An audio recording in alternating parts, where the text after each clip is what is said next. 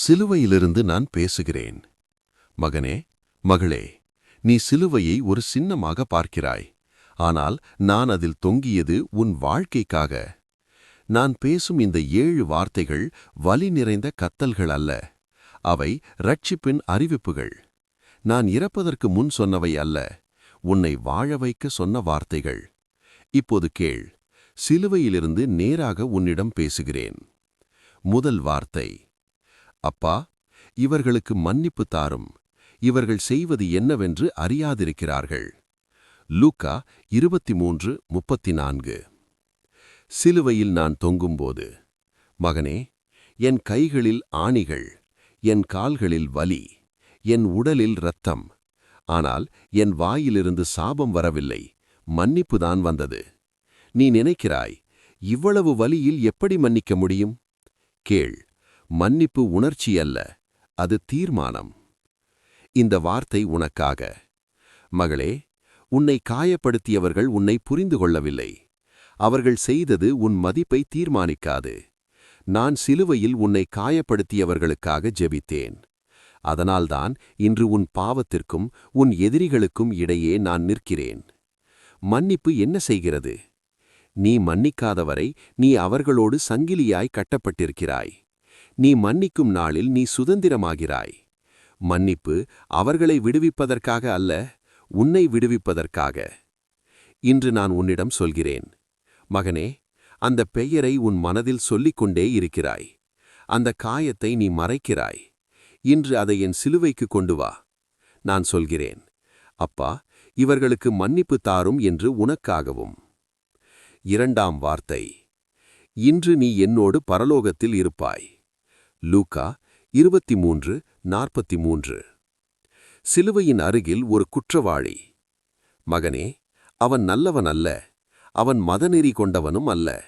ஆனால் அவன் சொன்ன ஒரே வார்த்தை, கர்த்தாவே, உம் ராஜ்யத்தில் என்னை நினைத்தருளும். அவர் நேரம் முடிந்தது. வாழ்க்கை முடிவில், ஆனால் நம்பிக்கை தொடக்கத்தில்.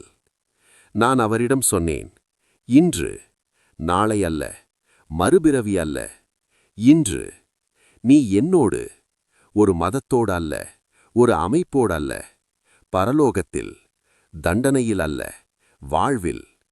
இந்த வார்த்தை உனக்காக. மகளே, நீ சொல்கிறாய், எனக்கு தாமதமாகிவிட்டது என்று. ஆனால் நான் சொல்கிறேன், நீ உயிரோடு இருக்கும் வரை நம்பிக்கை இருக்கிறது. உன் கடந்த காலம் என்னை பயமுறுத்தாது. உன் இன்றைய விசுவாசம் போதும். ரட்சிப்பு எப்படி வருகிறது? நல்ல செயல்களால் அல்ல, நீண்ட ஜபத்தால் அல்ல, என்னை நம்புவதால். சிலுவையில் தொங்கிய மனிதன் வேதாகமம் படிக்கவில்லை, ஞானஸ்நானம் எடுக்கவில்லை. ஆனால் அவன் என்னை நம்பினான். இன்று நான் உன்னிடம் சொல்கிறேன், மகனே, உன் வாழ்க்கை சீர்குலைந்ததாக இருக்கலாம். உன் நேரம் குறைந்ததாக தோன்றலாம். ஆனால் இன்று நீ என்னை நோக்கினால், இன்று உன் ரட்சிப்பு. மூன்றாம் வார்த்தை: அம்மா, இதோ உன் மகன், இதோ உன் தாய். யோவான் 19:26-27. மகனே, மகளே, நான் சிலுவையில் தொங்கிக் கொண்டிருக்கிறேன். என் மூச்சு குறைந்து கொண்டிருக்கிறது. என் உடல் தளர்ந்து கொண்டிருக்கிறது. ஆனால் அந்த வலியிலும் நான் என் அம்மாவை மறக்கவில்லை. நான் கீழே பார்க்கிறேன். அங்கே என் தாய் மரியாள். அவள் கண்களில் கண்ணீர். அவள் இதயம் உடைந்து போயிருக்கிறது. நான் வலியில் இருக்கிறேன். ஆனால் அவள் வேதனையையும் நான் உணர்கிறேன். சிலுவையிலிருந்தும் நான் அக்கறை காட்டினேன். மகளே, சிலர் சொல்வார்கள், நான் பிரச்சனையில் இருக்கிறேன், எனக்கு யாரும் தேவையில்லை என்று. ஆனால் கேள், உண்மையான அன்பு வலியிலும் மற்றவர்களை கவனிக்கும். நான் மரணத்துக்கு போகும் நேரத்தில் என் குடும்பத்தின் எதிர்காலத்தை அலட்சியம் செய்யவில்லை. அம்மாவை தனியா விடவில்லை.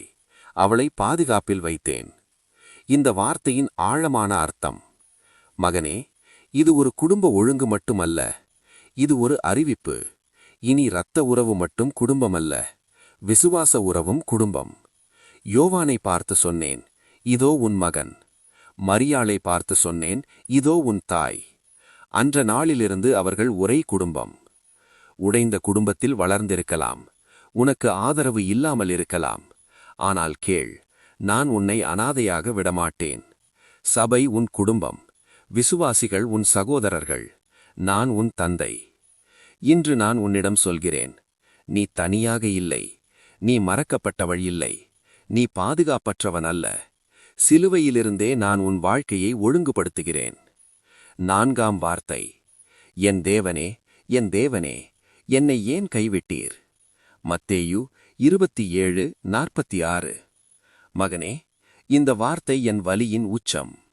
ஆணிகளின் வலி அல்ல, முட்களின் வலி அல்ல, தந்தையிடமிருந்து ஒரு கணம் பிரிக்கப்பட்ட வலி.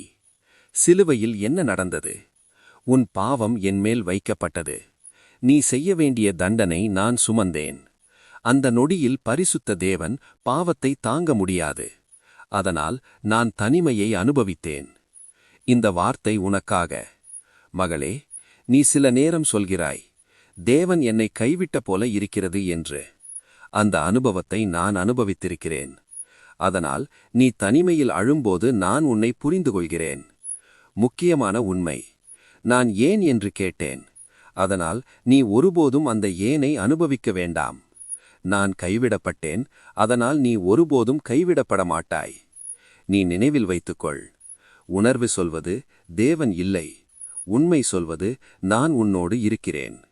உன் உணர்ச்சியை நம்பாதே, என் வாக்குப்பத்திரத்தை நம்பு. இப்போது உன்னோடு ஜெபிக்கிறேன்.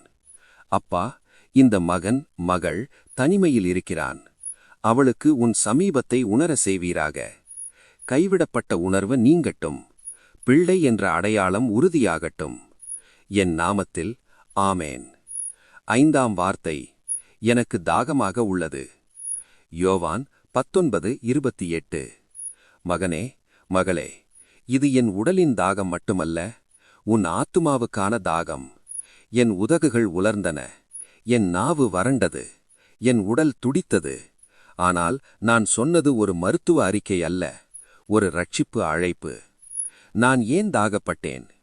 நீ வாழ வேண்டுமென்றால் நான் தாகப்பட வேண்டியே இருந்தது. நீ நிறைவடைய நான் காலியாக வேண்டியே இருந்தது. நீ ஆனந்தமடைய நான் வலியை அனுபவிக்க வேண்டியே இருந்தது. நான் சிலுவையில் உண்மையான தாகத்தை அனுபவித்தேன். அதனால் உன் வாழ்க்கை வறட்சியாக இருக்க வேண்டாம். இந்த வார்த்தை உனக்காக. மகளே, நீ நிறைய வைத்திருக்கலாம், ஆனால் உள்ளுக்குள் வெறுமையாக இருக்கலாம். நீ சொல்கிறாய், எனக்கு ஏதோ குறைவு. அது பணம் அல்ல, அது மனிதர்கள் அல்ல, அது என்னை நாடும் தாகம். நான் இன்று உன்னை அழைக்கிறேன். உன் தாகத்தை பாவத்தால் நிரப்பாதே, உன் தாகத்தை மனிதர்களால் நிரப்பாதே. என்னிடம் வா. நான் சொன்னேன், என்னிடம் வருகிறவன் ஒருபோதும் தாகப்படமாட்டான்.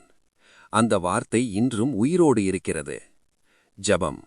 அப்பா, இந்த மகன் மகள் உள்ளார்ந்த வறட்சியை நீக்குவீராக. பொய்யான நிறைவுகள் அகலட்டும், உண்மையான சமாதானம் நிறையட்டும். ஆமேன். 6ஆம் வார்த்தை. நிறைவுற்றது. யோவான் 19:30. மகனே, இது தோல்வி அறிவிப்பு அல்ல, வெற்றி அறிவிப்பு. நான் சோர்ந்து சொல்லவில்லை, நான் கத்தி அறிவித்தேன். நிறைவுற்றது. என்ன நிறைவுற்றது? உன் பாவத்தின் கடன் முழுமையாக செலுத்தப்பட்டது. உன் தண்டனை முழுமையாக சுமக்கப்பட்டது. நியமத்தின் கோரிக்கை முழுமையாக நிறைவேற்றப்பட்டது. இனி நீ செலுத்த வேண்டியது ஒன்றுமில்லை. இந்த வார்த்தை உனக்காக. மகளே, நீ இன்னும் உன்னை தண்டிக்கிறாய். நீ இன்னும் கடந்த காலத்தில் வாழ்கிறாய். ஆனால் கேள், நான் நிறைவுற்றது என்று சொன்னேன். நீ ஏன் முடிவடையவில்லை என்று நினைக்கிறாய்? உன் பாவம் என் இரத்தத்தால் மூடப்பட்டது. உன் வழி என் சிலுவையில் முடிந்தது. சுதந்திரத்தின் சாவி. நீ இனி உன்னை நிரூபிக்க வேண்டியதில்லை. என்னை நம்பினால் போதும். சிலுவையில் நான் உன் இடத்தில் நின்றேன். இப்போது நீ விடுதலையுடன் வாழலாம். ஜெபம். அப்பா, இந்த மகன் மகள் குற்ற உணர்வை அகற்றுவீராக. சிலுவையின் வெற்றி அவளுடைய அடையாளமாகட்டும். ஆமேன். 7ஆம் வார்த்தை. அப்பா, என் ஆவியை உம் கைகளில் ஒப்படைக்கிறேன். லூக்கா 23:46. மகனே, நான் கட்டாயப்படுத்தப்படவில்லை, நான் சுயமாக ஒப்படைத்தேன். மரணம் என்னை எடுத்துக்கொள்ளவில்லை, நான் மரணத்துக்குள் நுழைந்தேன். முழு நம்பிக்கை.